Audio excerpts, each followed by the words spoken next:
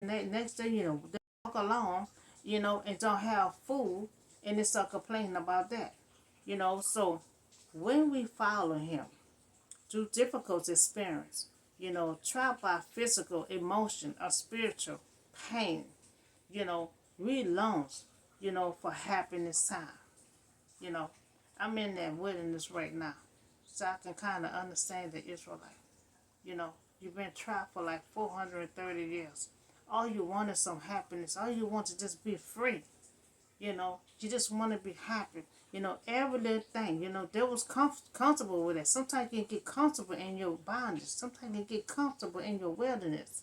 And when you're free, they're free. But every little thing, they're like, oh, I need to go back.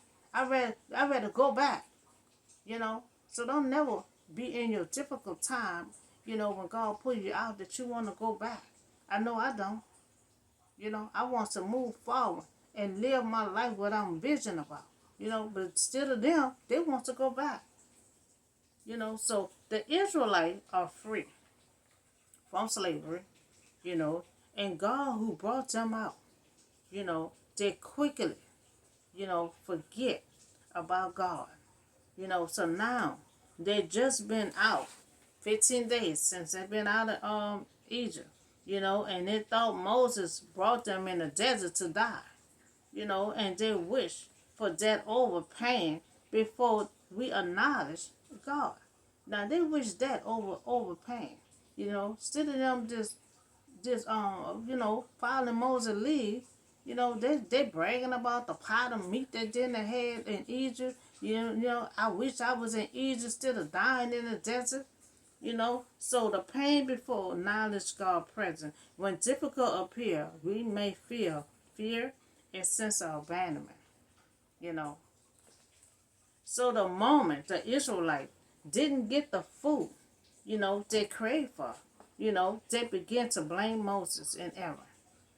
So how quickly, they forget the God who had brought them out of Egypt.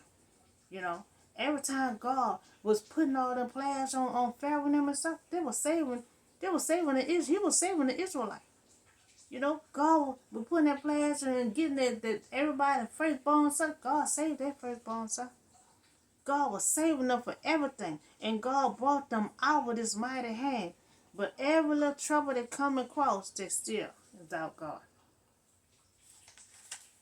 And God had brought them out. God brought them out of Egypt. So first, instead of God chose to rain down, instead of God being mad, He chose to rain down food, from heaven. So many of them died at first winter. Some of them the first, the second generation had died, with the winter, because there was complaining. So God took some of them out. I mean, some of them had died in the winter. So now this is for y'all, and it's for me.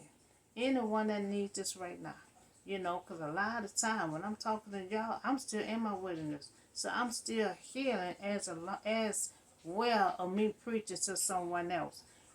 So we have to know God goodness, with gratitude, restore our, sight. So then we can see our situation clearly as daughters of a heavenly Father who desired our good more than we possibly can imagine. Because see, a lot of time when we in that pain and that suffering, we in that wilderness and we feel like we abandoned, sometimes we can't see the unseen of what God is doing. We may not understand it, we may even doubt God, but we have to keep in mind, God's goodness in our life, because God took care of them. He rained down food on them for 40 years. He made some clean water from them. So we have to remember the good things that even though we in that pain and suffering, a lot of time I'm in that pain and suffering, and you're going to start complaining. You might even doubt God, but at some point in time, you have to apologize and you have to try to move on because you can't trust nobody else. God is the only one you can trust. You know, God, our life and our future is in God's hand, not nobody else. You know, so we have to know God's goodness with gratitude, restore our sight. You know, and then we can see our situation clearly. You know, as daughters of a heavenly Father who desires our good more than we possibly can imagine. You know, can't imagine. You know, so that's the story on the Israelites. You know, they escaped is on the 15th. They still got a long way to go. But they're on the 15th day, you know. For yesterday, you know, they was complaining about the water. God give them clean water. Now they complain about the food. You know, they wish they, you know, Moses just left them alone to die in Egypt. You know, they wanted to turn around and go back the second time. You know, because they're in that dark wilderness and they can't really see the insight, you know, of what God. We cannot see when we in that wilderness. Our vision is clouded. You know, all we feel is the pain and suffering. You know, they went through so much pain and suffering. You know, hard labor. You know, taking bricks and holding it, just making cities after city. Sometimes you can be in that darkness because you can't see the goodness of what God is doing. You can't see the insight of what He's doing. But then you have to take time and realize, realize the goodness of God. You know, you have the good stuff always have to outweigh the bad stuff. You know, it had to outweigh the bad stuff. You know, you always God can always have goodness. Just like they kept on forgetting who got them out of Egypt. It wasn't Moses. Moses just followed instructions from God. You know, Moses ain't got no power. All power will come from God. All power will come from God. You know, so God released them from out of bondage. You know, and taking them to a spacious land filled with milk and honey. Their own land. You know, so that's all the story on that.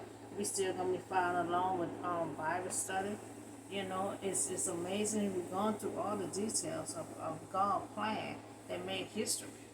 You know, so y'all have a blessed night, and I see y'all on the next video.